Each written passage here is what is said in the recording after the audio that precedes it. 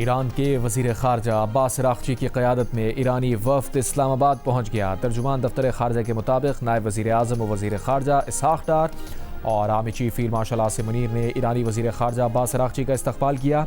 اعلیٰ حکام بھی ایرانی وزیر خارجہ کے استقبال کے موقع پر موجود تھے۔ دورے کے دوران ایرانی وزیر خارجہ پاکستان کی اعلیٰ قیادت سے ملاقاتیں کریں گے۔ ملاقاتوں میں خطے کی تازہ صورتحال اور امن و استحکام کے لیے جاری کوششوں پر تبادلہ خیال ہوگا۔ اسحاق ڈار نے سوشل میڈیا پر بیان میں کہا کہ اپنے بھائی ایرانی وزیر خارجہ عباس اراغچی کا فیلڈ مارشل سید عاصم منیر اور وفاقی وزیر داخلہ محسن نقوی کے ساتھ اسلام آباد میں استقبال کر کے خوشی ہوئی۔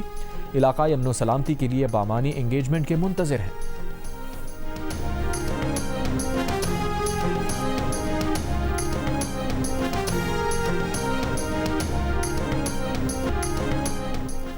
امریکی صدر ڈونلڈ ٹرمپ کا بھی اسٹیو وٹکاف اور جیرڈ کشنر پر مبنی 2 رکنی امریکی وفد اسلام آباد بھیجنے کا فیصلہ وائٹ ہاؤس نے تصدیق کر دی۔ امریکی نمائندے اسٹیو وٹکاف اور جیرڈ کشنر ایران سے مذاکرات کے لیے ہفتے کی صبح پاکستان روانہ ہوں گے۔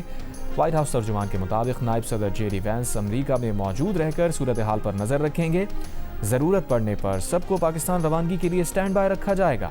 ترجمان کے مطابق ان مذاکرات کے لیے ایران نے خود رابطہ کیا اور بالمشافہ ملاقات کی درخواست کی۔ حالیہ دنوں میں ایران کی طرف سے پیش رفت دیکھی گئی ہے۔ پاکستان مذاکرات کے عمل میں حیرت انگیز ثالث رہا ہے۔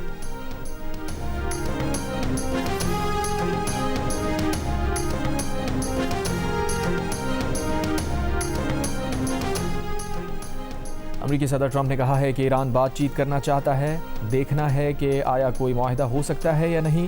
برطانوی خبر ایجنسی سے گفتگو کرتے ہوئے کہا، امریکی حکام ایران کے ساتھ مذاکرات میں ان افراد سے بات کر رہے ہیں جو اب با اختیار ہیں۔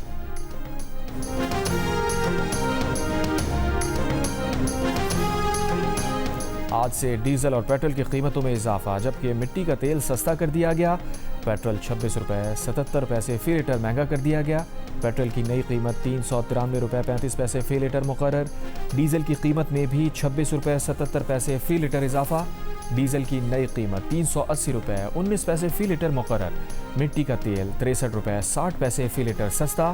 مٹی کے تیل کی نئی قیمت 365 روپے 21 پیسے فی لیٹر ہو گئی۔ ذرائع کے مطابق وفاقی حکومت نے پیٹرول پر لیوی میں اضافہ کر دیا۔ پیٹرول پر لیوی 26 روپے 77 پیسے فی لیٹر بڑھا دی گئی۔ پیٹرول پر لیوی 107 روپے 38 پیسے فی لیٹر کر دی گئی۔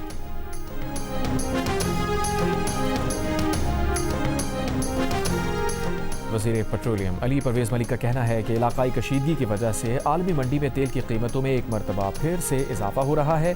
دعا ہے جلد علاقائی امن میں پیش رفت ہو اور عوام کو قیمتوں میں ریلیف فراہم کیا جا سکے۔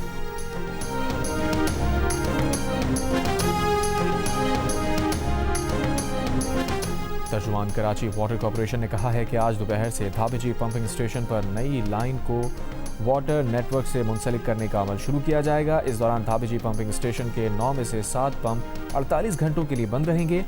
27 اپریل کو 7 پمپ سے پانی بحال کر دیا جائے گا، جبکہ 2 پمپس مزید 5 روز کے لیے بند رہیں گے۔ اس دوران نارتھ کراچی سجانی اسکیم 33 گلستان جوہر میں پانی فراہمی عارضی طور پر معطل رہے گی۔ گلشن اقبال صدر لانڈھی کورنگی چنیسر ٹاؤن کے کچھ علاقوں میں پانی کی فراہمی معطل رہے گی۔ نیپا صفورہ اور سخی حسن ہائیڈرنٹس بھی بند رہیں گے۔ شہر کو یومیہ تقریباً 250 ملین گیلن پانی کی کمی کا سامنا ہوگا۔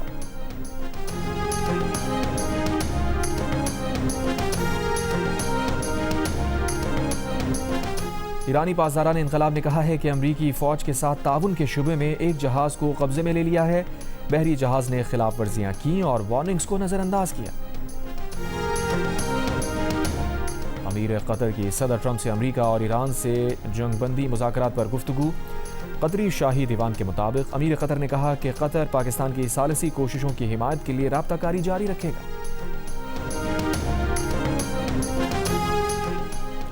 ادویات پہنچانے والی گاڑیوں کو اسلام آباد میں داخلے کی اجازت دے دی۔ ضلعی انتظامیہ کے مطابق ادویات کی ترسیل کرنے والی گاڑیاں اسلام آباد میں داخل ہونا شروع ہو گئی ہیں۔ لاک ڈاؤن کے بعد اسلام آباد میں ہیوی ٹریفک کا داخلہ ممنوع ہے۔ اس سے پہلے جیو نیوز کی خبر پر وفاقی وزیر داخلہ محسن نقوی نے نوٹس لے کر دوا ساز کمپنیز کی گاڑیوں کو اسلام آباد داخلے کی اجازت دینے کی ہدایت کی تھی۔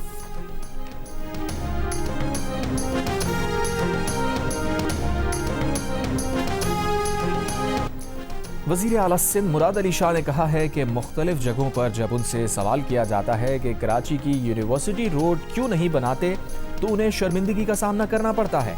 ان کا کہنا تھا کہ اب تو میمز ہی بن گئی ہیں کہ ہرموز کھل گئی ہے لیکن یونیورسٹی روڈ نہیں کھلی. پتہ نہیں شاید کسی نے یہاں کے لوگوں کی باتیں سن لیں اور ہرموز پھر بند ہو گئی. مراد علی شاہ کا کہنا تھا کہ کوشش کر رہے ہیں کہ کراچی کے مسائل حل کریں.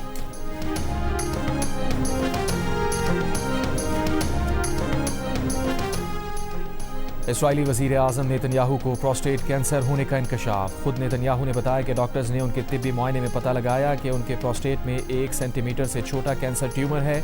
اس ٹیومر کا علاج کر لیا گیا. انہوں نے 2 ماہ سے یہ بات چھپائی تاکہ جنگ کے دوران ایران اسے پروپیگنڈے کے طور پر استعمال نہ کر سکے. اس سے پہلے دسمبر 2024 میں نیتن یاہو کے بڑے ہوئے پروسٹیٹ کا آپریشن کیا گیا تھا.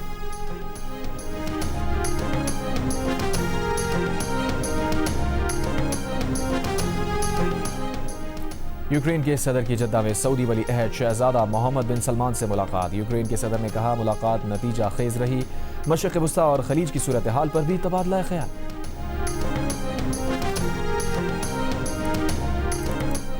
بھارتی وزیر دفاع کا اپنا دفاع کمزور پڑ گیا. آبدوز میں داخل ہوتے ہوئے ان کی ٹانگیں لڑکھڑا گئیں, پھسل کر گرے اور گر کر سب مرین میں پھنس گئے.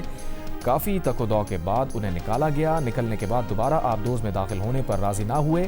کہا اندر جگہ بہت تنگ اور خوفناک ہے. ایران کے تیل نیٹ ورک پر نئی امریکی پابندیاں عائد. ایران کی آمدنی کم کرنے کے لیے دباؤ میں اضافہ. چین کی بڑی ریفائنری سمیت 40 اہداف پر نئی امریکی پابندیاں نافذ. امریکی محکمہ خزانہ کے مطابق بحری جہاز اور مالکان بھی امریکی پابندیوں کی زد میں آ گئے. امریکی وزیر خزانہ اسکاٹ بیسنٹ کا دعویٰ ہے کہ ایران کے $344 ملین کی کرپٹو کرنسی اکاؤنٹس منجمد کر دی.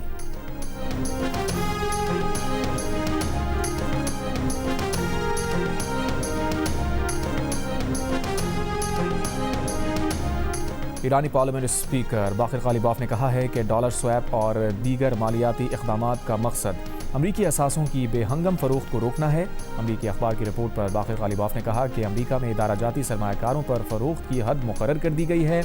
مزید کشیدگی بڑھنے پر مالیاتی راستے مزید محدود ہو سکتے ہیں.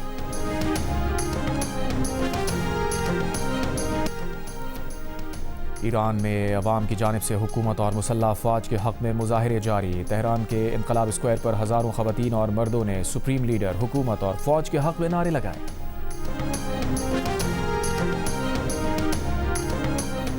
رضا پہلوی نے ایران پر امریکہ اسرائیل کی بمباری سے شہریوں کی اموات ضمنی نقصان قرار دے دی. دعویٰ کیا کہ زیادہ تر اموات ایرانی حکومتی عناصر کی ہوئیں. ایران پر حملوں میں 3400 افراد شہید اور ہزاروں زخمی ہوئے. صرف میناب اسکول پر بمباری سے 168 کم سن بچے شہید ہوئے تھے.